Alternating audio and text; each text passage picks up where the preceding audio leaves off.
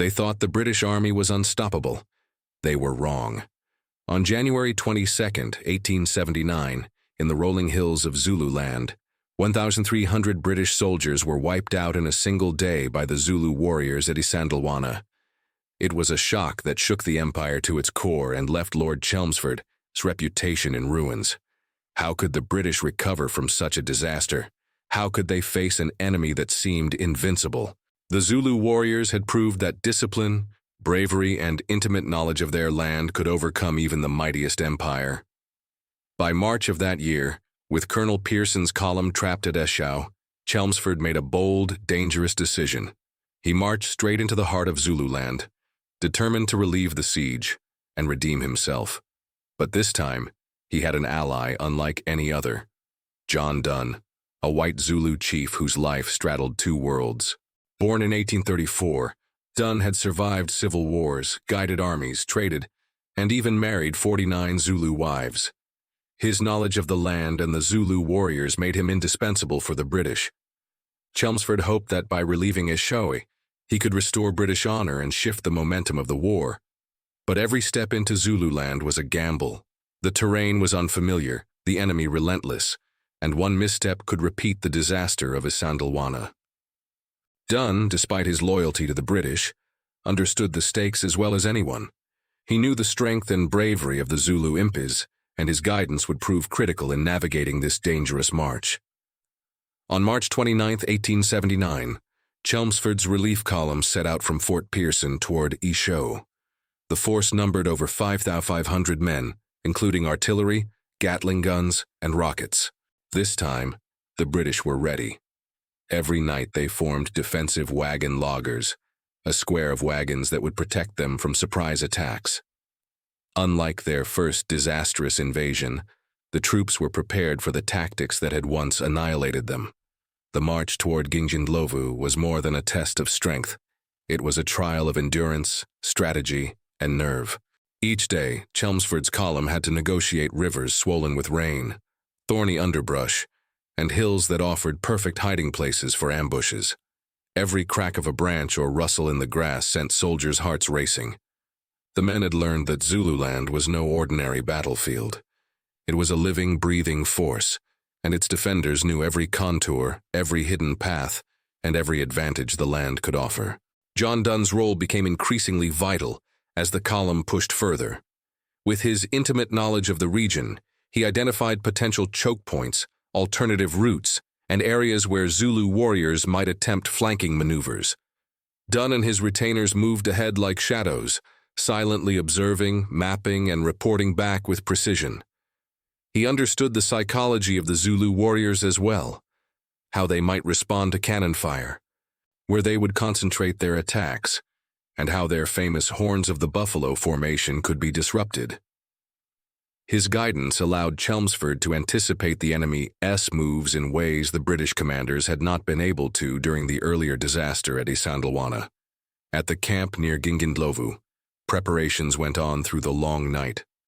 Soldiers dug trenches, reinforced wagon squares, and checked ammunition repeatedly. Officers paced nervously, knowing that the attack could come at any moment. Every man understood the stakes.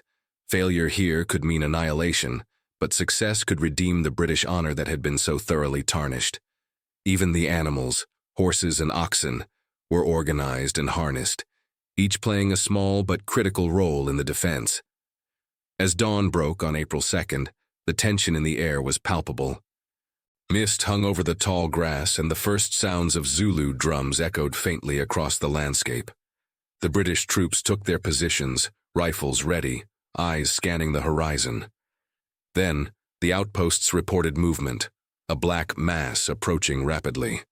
The Zulu impis were here, disciplined, determined, and ready to test the British defenses. The battle that followed was a brutal, chaotic symphony of courage, skill, and sheer will. Zulu warriors advanced in waves, zigzagging to avoid the deadly volleys of British rifles. The Gatling guns roared, cutting down attackers in relentless streams of fire. Yet even under this lethal hail, the Zulu impis pressed forward, their discipline and training evident in every step, every coordinated movement. They used the tall grass to conceal their numbers, exploiting every natural feature to close the distance. Amid the chaos, individual stories of bravery stood out. Young soldiers barely out of training faced the horrors of battle for the first time. One particularly courageous sailor from the Naval Brigade captured a lone Zulu warrior who had penetrated the laager, a feat that could have been deadly for both. The prisoner's fate became legend. He survived the battle, was adopted as a ship mascot, and eventually joined the Royal Navy, a living reminder of the strange twists of war and the humanity that can exist even amid carnage. Chelmsford's counterattack was decisive. Mounted troops surged through the laager, exploiting gaps created by the Zulu assault. The battlefield turned into a scene of relentless pursuit as British soldiers cut down any enemy who remained. By the end of the engagement, the British had suffered minimal losses, while Zulu casualties were significant. Yet even in defeat, the Zulu warriors' courage remained undiminished. Their ability to regroup and fight again would continue to challenge the British in the months to come. Beyond the immediate tactical victory, Gingindlovu offered lessons in strategy, preparation, and adaptation. Chelmsford's forces had learned from their past mistakes, incorporating intelligence, reconnaissance, and disciplined formations to turn the tide. John Dunn's guidance proved invaluable, showing how knowledge of terrain and enemy behavior could transform outcomes. And the bravery and resilience of the Zulu warriors reminded everyone that even a technologically superior army could never underestimate a determined, disciplined opponent. The battlefield today still echoes with history. Graves, memorials, and markers preserve the memory of those who fell, British soldiers, native allies, and Zulu warriors alike. Each headstone tells a story of courage, sacrifice, and the brutal realities of war.